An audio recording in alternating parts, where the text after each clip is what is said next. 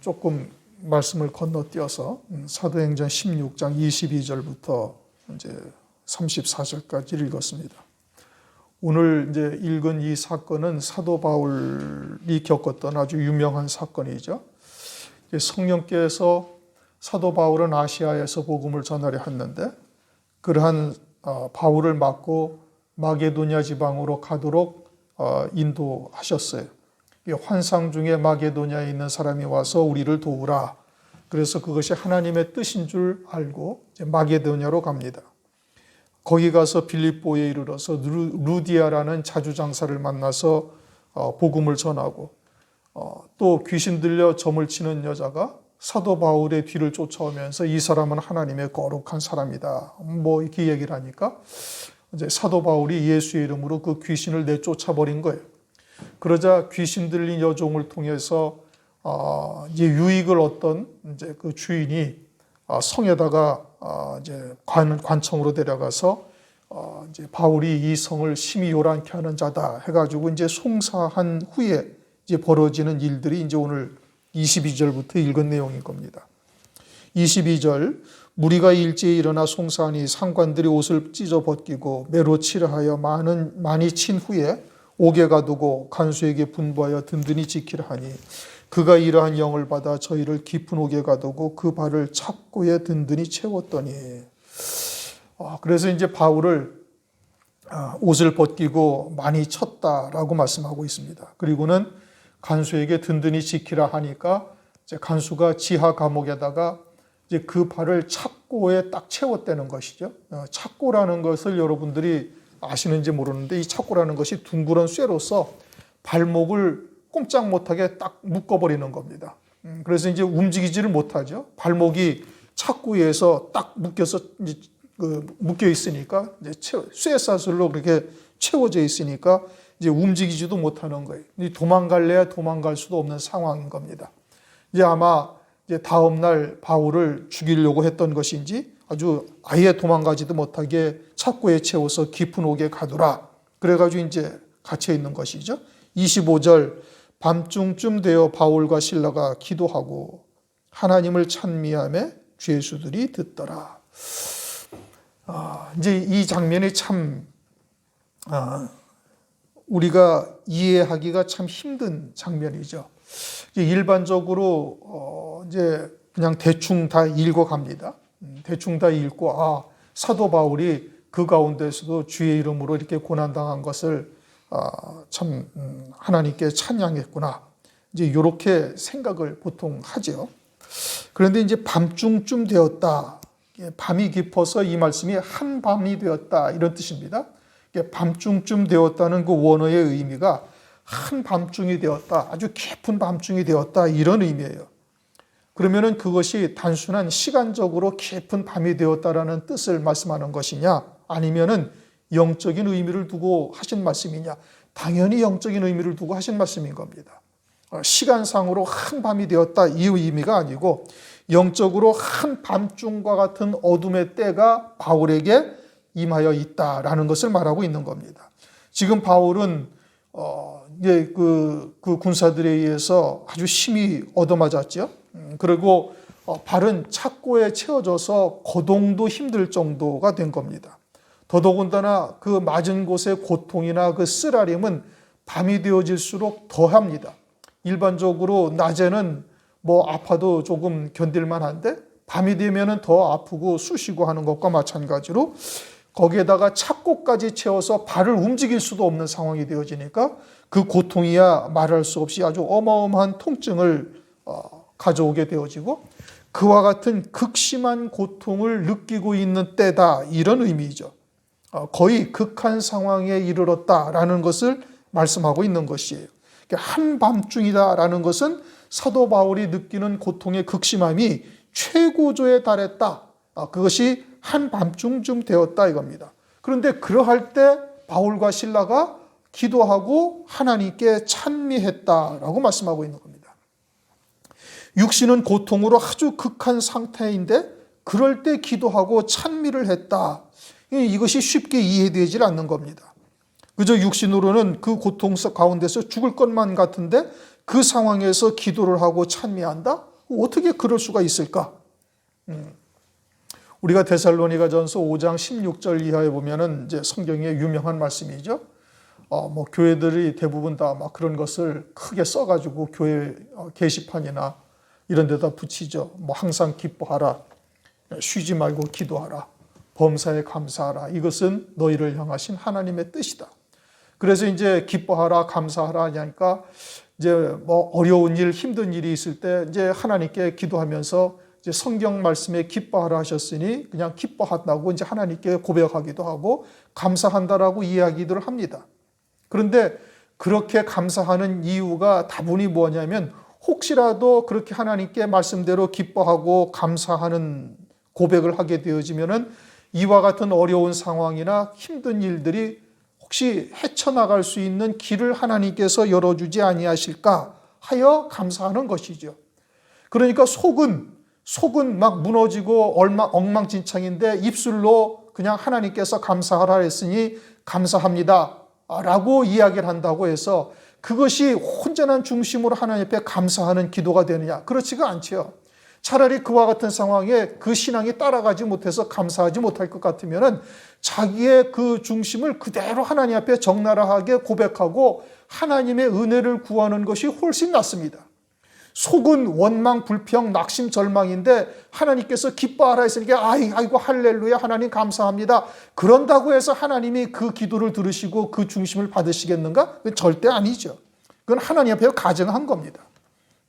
하나님 앞에 솔직해야죠. 하나님은 우리의 마음도 다 지으신 분인데 그 중심은 그냥 낙심, 절망이요 원망, 불평인데 입술로 감사하고 찬양한다고 그것을 하나님께서 찬양이라고 기쁘게 받으실 수가 있는가? 그 절대 그건 잘못 알고 있는 겁니다. 그건 완전히 행위적인 바리새적 신앙관에 의해서 가르침을 받고 신앙생활을 하고 있는 거예요. 사도 바울이 지금 이와 같이 기도하고 찬미함에 간수들도 다 들었다? 그것은 하나님께서도 다 들으셨다는 얘기입니다. 그것은 바울의 그 중심이나 또는 그 기도하고 찬미하는 그 내용이 바울의 속과 겉이 아주 일치하고 있는 거예요. 어떻게 사도 바울은 그 상황에서 엄청나게 얻어맞아서 온몸은 상처투성이요, 움직이기도 힘든 상황이고 발은 착고에 딱 묶여 채워져 가지고 아픈 쪽을 갖다가 어떻게 뒤척거려서 조금 더 편안하게 또 이렇게 할 수 있는 상황도 아닌 거예요. 그러니까 온몸의 고통은 아주 한밤중이 되니까 더 극적으로 치닫고 있는데 어떻게 그 상황에서 하나님 앞에 감사하며 하나님께 찬미의 제사를 어떻게 드릴 수가 있을까?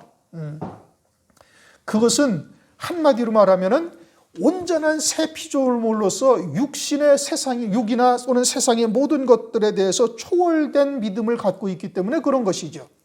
지금 뒤에 지진이 나서 옥토가 움직이고 바울이 묶였던 것이 다 풀렸다는 것은 하나님이 응답하셨다는 얘기예요. 하나님께서 그렇게 응답하셨다는 얘기는 바울의 그 중심과 또는 그 입술에 나타나는 말로서 나타나는 입술의 열매가 온전히 다 하나가 되어져 있고 하나님이 보시기에 조금 더 가증스러운 것이 없는 겉과 속이 아주 똑같아서 속으로도 진정으로 감사하며 하나님께 찬송을 하고 있으니 입술로 하는 입술의 열매와 그 속의 중심이 일치를 이루었다 이런 뜻인 겁니다. 그냥 속은 문드러지고 있는데 하나님께서 감사하라니까 그냥 입술로 감사한다고 그것이 되는 일이냐? 그건 있을 수가 없는 일이죠. 그건 있을 수가 없는 겁니다. 뭐 이미 이제 여러 차례 말씀드린 것처럼 사도행전을 참고하면서 사도 바울의 신앙이 어떠한가는 우리가 이미 이제 여러 차례 이야기를 했죠. 우선은 거듭난 자죠. 그리스도 안에서 온전한 새 생명으로만 사는 자인 겁니다. 거기에 셋째 하늘까지 갔다 왔어요. 그래서 하늘에서 이루시는 하나님의 구원의 세계와 하나님이 나를 위해서 예비하신 영광이 무엇인지를 다 보고 온 거예요. 그러니 완전한 사도 바울은 하늘에 속한 자로 지금 살고 있는 겁니다. 그리고 이와 같은 극심한 고난이 무엇을 의미하는가? 이와 같은 극심한 고난이 이제는 사도 바울로 하여금 이제는 내게 주신 하나님께서 주신 뜻과 그 사명이 다 이제 이루어졌으니 이제는 혹여나 하나님께서 나를 데려가셔서 이제 영원히 주님 품에서 안식하게 하시는 그와 같은 때가 되어져 있지는 아니한가라고 생각하며 하나님께 감사와 찬송의 기도를 드렸던 겁니다. 마태복음 25장 6절에 보면 이런 말씀이 있어요. 밤중에 소리가 나되 신랑이로다 맞으러 나오라. 열 처녀에 비유해서 이렇게 말씀하시죠. 여기서도 밤중이라는 의미가 같은 의미인 겁니다. 그럼 신랑을 맞이한다? 이제 기름 준비한 5 처녀와 기름 준비하지 아니한 미련한 처녀에 대해서 이제 비유로 말씀한 것이죠. 그럴 때 기름 준비한 5 처녀들이 신랑을 맞이하는 겁니다. 신랑을 맞이하는데 그들이 한밤중에 맞이해요. 요 말씀의 앞표를 보면은 신랑이 더디 오므로 다 졸며 잘세 이렇게 말씀하셔요. 신랑이 더디 오는 거예요. 그러다가 한밤중에 신랑이 오신다라고 이제 그러한 소리를 듣고 맞으러 나오라는 음성이 들린 것이죠. 여기서의 밤 역시 극한 상황의 환란을 뜻하는 것이고, 여기서 밤에 신랑을 맞이한 자들은 신랑을 맞이했다라는 것은 순교를 통해서 신부로서의 확정이 되었다 이런 뜻입니다. 그러니까 여기서 밤중에 신랑이로다 맞으러 나오라라는 것은 순교의 순간에 딱 순교하였음을 말씀하고 있는 거예요. 그러니 육체를 입고 있는 우리로서 그 고통이 가장 극적인 최고조의 상황이 되어졌을 때가 밤중이요 한밤중인 것이고, 그렇게 그것은 곧 순교를 통해서 육신의 장막을 벗는 때인 것을 말하는 것이고, 그러한 때에 곧 신랑을 맞이하는 신부로서의 신앙의 확증이 딱 되는 것이죠. 그러니 사도 바울도 지금 이와 같이 한밤중이 되어져서, 다시 말하면 자기에게 다가온 이 고난이, 고통이 아주 최고조에 이른 때가 되어졌으니 이제는 하나님께서 나를 주님의 신부로 맞이할 수 있도록 하시는 것이 아닌가 하고 감사하며 찬미의 제사를 드렸다 이 뜻인 겁니다.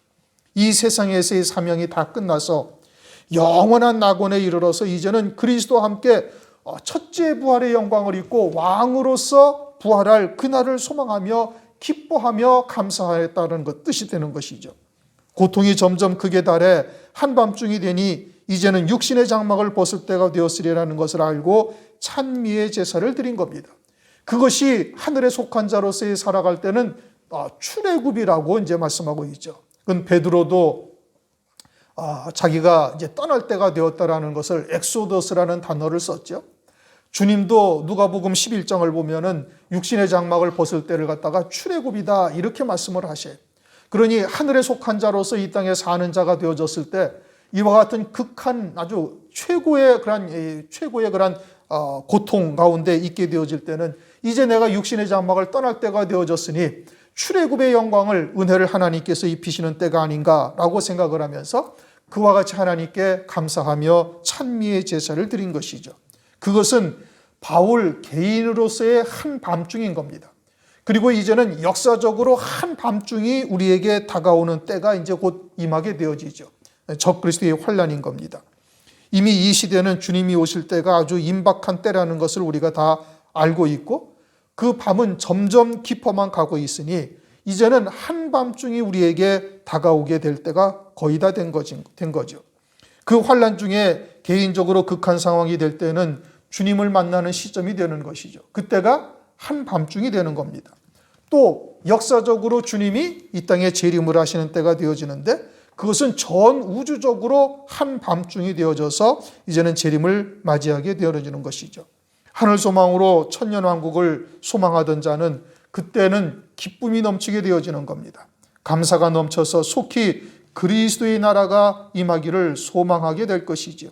반면에 그와 같은 하나님의 뜻을 깨닫지 못하는 자들은 당황하고 어찌할 바를 모르게 되는 겁니다. 또 한 가지는 이제 이와 같이 그러한 신랑에 만나는 것이 아니라면 그 한밤중은 낮을 맞이하는 시기가 되기 때문에 그런 겁니다. 로마서 13장 12절 밤이 깊고 낮이 가까웠으니 그러므로 우리가 어둠의 일을 벗고 빛의 갑옷을 입자. 밤이 점점 깊어지면은 낮이 가까웠다고 성경은 이렇게 말씀하셔요.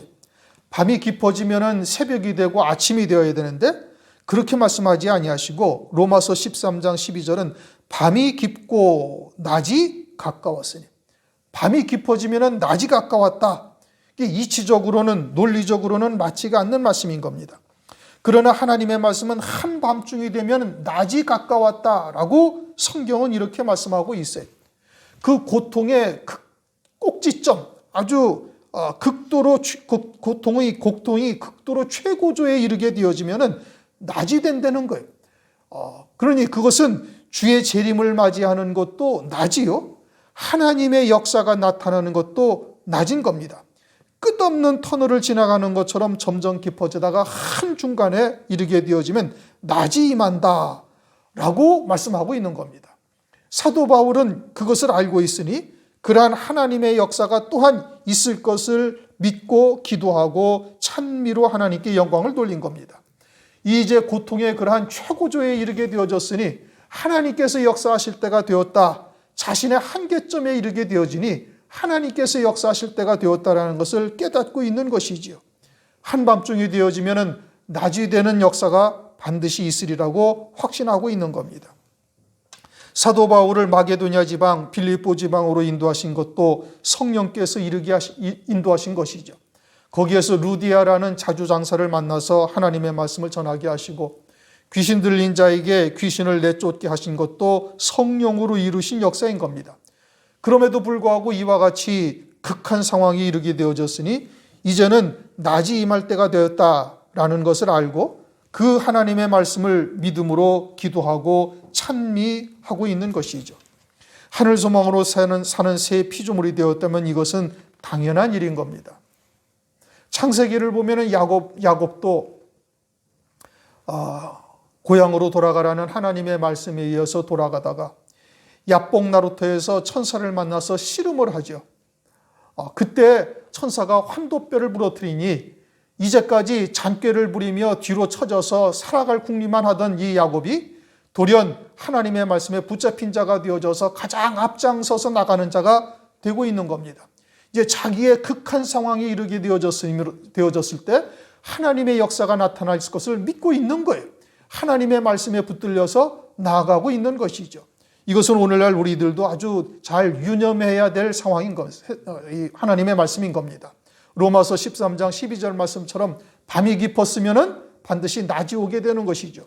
우리가 그리스도 안에서 새 피조물이 되어지고 하나님의 뜻이 무엇인지를 깨달아 믿음으로 살아가고 있는데 우리에게 다가오는 연단 또는 고난, 이런 환난을 통해서 내게 한계점에 이르게 되어졌다라고 생각이 되어질 때는 하나님이 나타나실 때가 되었다라는 것을 뜻하고 있는 겁니다. 그때는 하나님께서 반드시 나타나셔서 밤이 깊게 되어지면 낮이 임하게 되어지는 것이고 주님의 재림의 때를 맞이하게 되든지 어쨌든 하나님께서 역사하실 때가 되었다라는 것을 우리가 깨닫고 믿음으로 받을 수 있어야 되는 겁니다. 그러니 하늘에 속한 자요 하늘 소망 가운데 사는 자라면은 그와 같이 고통의 최고조에 이르는 때가 한밤중이요, 이제는 주님께서 나를 안식하게 하시든지 하나님께서 역사하시는 하나님의 역사를 눈으로 목도하게 하실 때가 되었다라는 것을 깨닫고 믿음으로 하나님께 감사하며 기도하며 찬미를 드렸다라고 말씀하고 있는 겁니다. 예수님은 요한복음 17장 13절에 이렇게 말씀하셔요. 저희로 내 기쁨을 저희 안에 충만히 가지게 하려 함이라. 요한복음 17장은 여러분들이 읽어보셔서 아시겠지만 이제 이 말씀을 하시기 전에 이제 17장 13절인데 주님께서 제자들에게 내게 주신 말씀들을 제자들에게 다 일러주었다라고 말씀하시고 그리고 아버지가 나와 함께 하셨던 것처럼 저들도 우리와 하나가 되어지기를 원하나이다 이렇게 말씀하셔요. 그리고서는 주님은 내 기쁨을 저희 안에 충만히 가지게 하려 한다라고 말씀하고 있는 겁니다. 그러면은 주님은 이 땅에 오셔서 늘 기뻐하셨다라는 뜻이에요. 주님은 아버지의 뜻을 이루시면서 늘 그 기쁨으로 충만하셨다라는 뜻이고 그렇게 제자들에게도 하나님의 말씀을 아버지의 말씀을 저들에게 다 주었고 그리고 나와 같이 이제 우리와 같이 주님 저들도 아버지와 하나가 되어져서 하나님의 기쁨으로 늘 충만하기를 주님께서도 바라고 계신다라고 말씀하고 있는 겁니다. 오늘날 우리가 하나님의 말씀을 그와 같이 믿음으로 받고 또 마지막 때 이루실 구원의 뜻이 무엇인지를 깨닫고 하늘 소망 가운데 살 수 있도록 은혜를 베풀어 주셨죠. 그래서 우리가 진정으로 새로운 피조물로서 주님과 말씀과 하나가 되어 믿음으로 사는 자가 되어졌다면 당연히 우리 안에도 그와 같은 하늘에 속한 기쁨이 자리할 수가 있다라는 뜻인 겁니다. 바울처럼 또는 베드로, 야고보, 요한처럼 늘 하늘에 속한 기쁨으로 이 땅에 충만하며 살아갈 수가 있음을 말씀하고 있는 거예요. 주님은 이 땅에서 오셔서 세상에 속한 것으로 기뻐하거나 그것으로 만족해 하시는 분이 아니셨던 것이죠.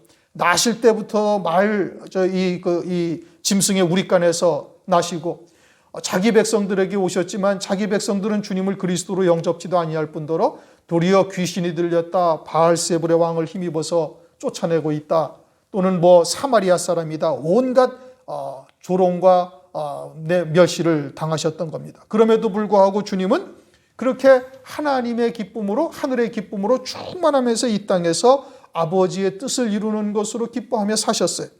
과연 우리는 그리스도 안에 새 피조물이 되어져서 무엇으로 기뻐하며 살고 있는가? 우리 스스로를 종종 곰곰이 돌아볼 수 있어야 되는 겁니다. 바울은 이러한 극한 상황이 곧 순교자의 영광을 주시려는 하나님의 뜻을 알고는 감사했죠. 보라, 신랑이로다 하는 음성을 들을 때가 되었다라는 것을 깨닫고 기뻐한 것이고, 또 그것이 아니라면 밤이 깊었으니 이제는 낮이 임할 것을, 즉 하나님의 구원의 역사의 때가 되었다라는 것을 깨닫고 믿음으로 하나님께 감사를 드린 겁니다. 그러니 기도하고 찬미의 제사를 하나님께 드린 것이죠. 우리 역시 하늘에 속한 자로서 새 피조물이 되어 하나님의 뜻이 무엇인지를 깨닫고 믿음으로 산다면 이와 같은 상황에서 당연히 하나님 앞에 감사의 제사가 나와야 되는 겁니다. 숨 막힐 것만 같은 상황이거나 아주 극한 상황이 되어져서 우리에게 주어진 이와 같은 고통이 아주 그 극심함이 최고조에 이르게 되어진 때는 이제는 하나님께서 역사하실 때라는 것입니다. 순교의 순간도 마찬가지죠. 다니엘서도 보면은 강물 위에 세마포 입고 계신 분이 강 저편에 있는 자를 강 이편으로 옮기시는 역사를 이루어 가셔요. 주님께서 행하시는 겁니다. 또 그와 같이 밤이 깊었으니 낮이 되게 하시는 하나님의 역사도 하나님께서 이루시는 것이죠. 그와 같은 하나님의 말씀을 우리가 믿음으로 그러할 때 사도 바울과 같이 하나님께 기도하고 찬미할 수 있을까? 우리 스스로를 돌아보면서 그러한 믿음의 자리에 굳게 설 것을 위해서 하나님께 은혜를 구해야 될 것입니다. 26절, 이에 호련히 큰 지진이 나서 옥토가 움직이고 문이 곧 다 열리며 모든 사람의 매인 것이 벗어진지라. 우연히 일어난 것은 아니죠. 당연히 하나님께서 역사를 하신 겁니다. 하나님께서 바울로 하여금 마게도냐 지방으로 오게 하셨고 또 성령으로 말미암아 귀신을 쫓아내고 모든 것을 성령 안에서 이루신 하나님의 역사인 거예요. 그리고 이와 같은 일들을 통해서 하나님께서 행하고자 하실 뜻이 있으신 겁니다. 모든 만물의 주권자는 하나님이시요, 또 지진이 나게 하사 그와 같은 상황에서 단번에 벗어나게 하시는 역사도 이루시는 겁니다. 야복 나루터에서의 야곱도 마찬가지인 것이죠. 그러므로 하늘 소망 가운데 살고 있는 자에게는 두려울 일이 없어지는 겁니다. 혹여나 우리에게 다가온 환경이 우리에게 한밤중과 같은 역사가 이루어지고 있다면 곧 낮이 임할 것이라는 것을 나타내고 있는 겁니다. 그렇게 되어지면 한순간에 모든 문제가 다 해결될 수가 있는 것이죠. 그 믿음을 따라서 하나님께서 역사를 하시는 겁니다. 27절, 간수가 자다가 깨어 옥문이 열린 것을 보고 죄수들이 도망한 줄 생각하고 검을 빼어 자결하려 하거늘 바울이 크게 소리질러 가로되 네 몸을 상하지 말라, 우리가 다 여기 있노라.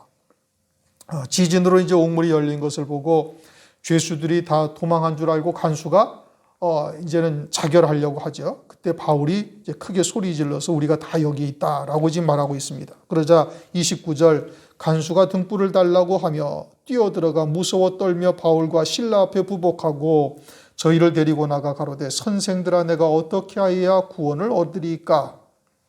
간수가 등불을 달라고 하면서 뛰어들어가서 바울과 실라 앞에 부복하고 어떻게 하여야 구원을 얻겠는가 묻습니다. 간수는 사도 바울과 실라가 왜 잡혀왔는지를 잘 알고 있습니다. 예수 그리스도로 말미암아 이와 같은 곤욕을 치르고 있다는 것을 알고 있죠. 그리고 지진이 났고, 그래서 이제 사도 바울이 이제 그럼에도 불구하고 도망가지 아니하고 그 자리에 있고 있으니 이것을 갖다가 간수가 깨닫고서는 이제 등불을 달라고 사도 바울에 갑니다. 지금 다 같은 감옥에 있죠. 지하 감옥에. 그런데 간수가 등불을 달라고 이야기를 하는 것은 자기는 아직 어둠에 속한 자요, 바울에게는 빛이 있다라는 것을 안 것이죠. 그리고 사도 바울에게 달려가서 사도 바울에게 어떻게 해야 구원을 얻을까를 묻고 있습니다. 사도 바울이 하나님의 말씀을 가지고 있으니 영적으로는 그에게 참 빛이 임하여 있음을 말씀하고 있는 것이죠. 그리고서는 그 구원의 빛을 비추어 달라고 요청을 하고 있는 겁니다. 우리에게도 복음과 진리의 말씀이 있다면은 그 빛이, 그것이 참 빛이요 생명의 빛인 겁니다. 그 빛이 있으면 어둠에 속한 자들에게 빛을 비추어 줄 수가 있는 것이지요. 그 생명의 빛을 비추어 줄 수가 있는 겁니다. 더더군다나 그것을 볼 수 있는 자, 사도 바울에게 와서 어떻게 해야 구원을 얻을까라고 묻고 있는 이 간수는 아들의 영이 있기 때문에 그 빛을, 생명의 빛을 볼 수가 있었던 것이지요. 아들의 영, 하나님의 아들의 영이 있는 자에게만 그것이 보이는 겁니다. 간수에게 그 빛이 보여서 사도 바울에게 가서 구원의 길을 묻고 있는 겁니다.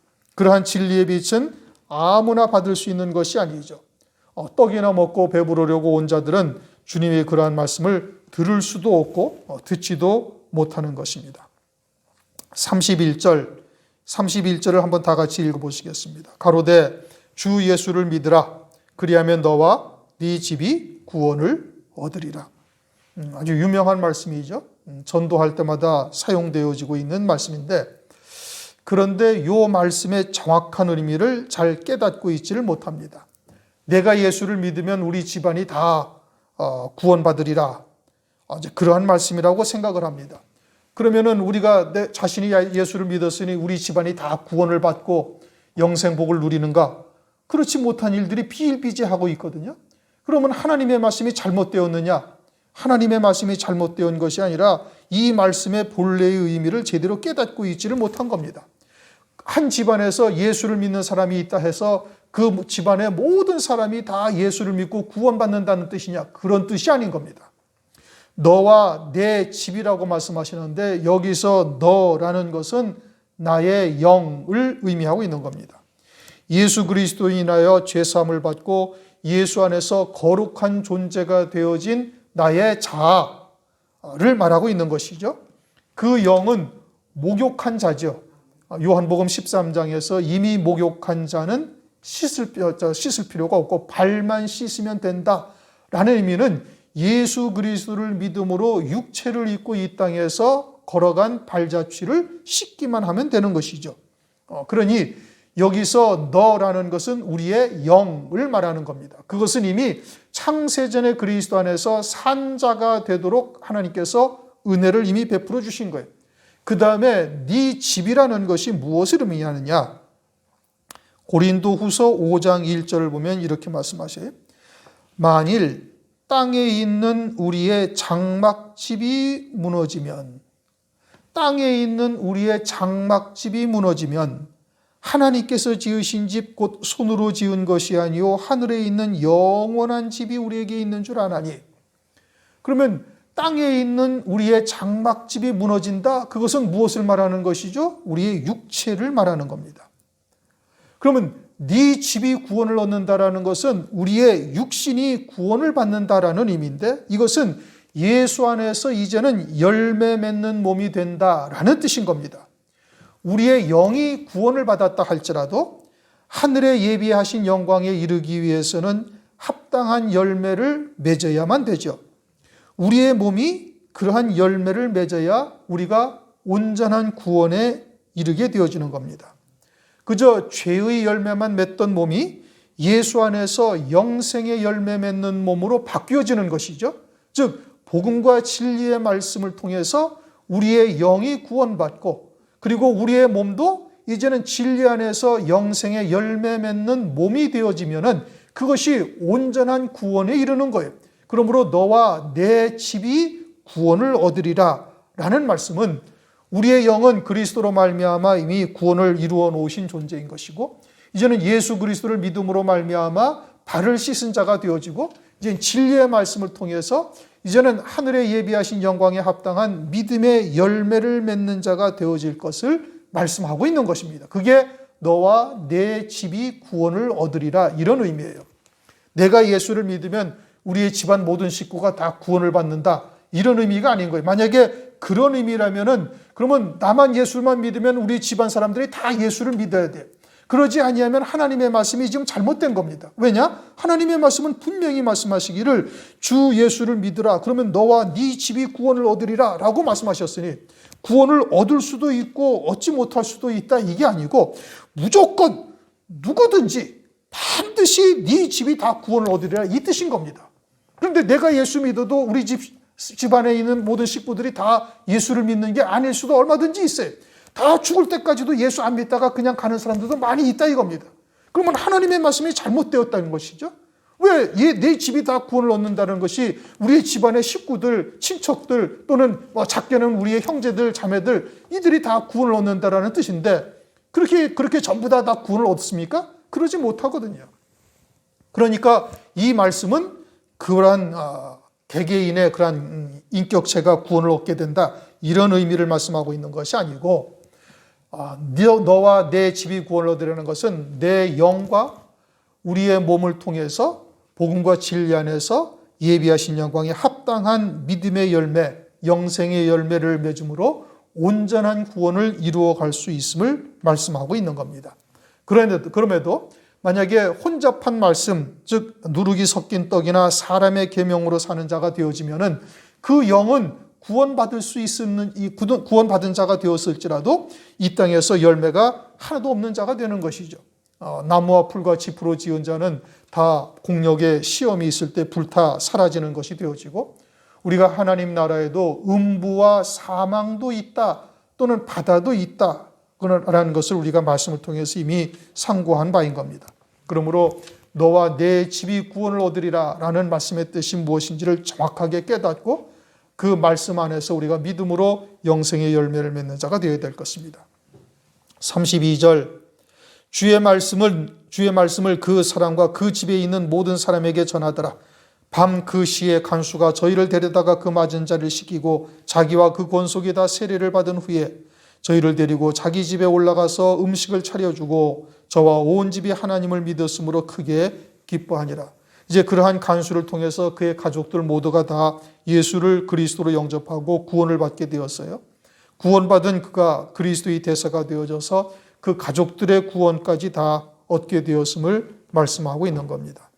오늘은 22절에서 34절까지의 말씀을 우리가 보았는데, 성령께서 마게도나로 인도하셔서 루디아를 구원하시고 그럼에도 불구하고 감옥에 갇히게 하는 역사를 허락을 하셨죠. 무엇을 위해서? 이 간수를 구원하시기 위한 하나님의 뜻이 이루어진 겁니다.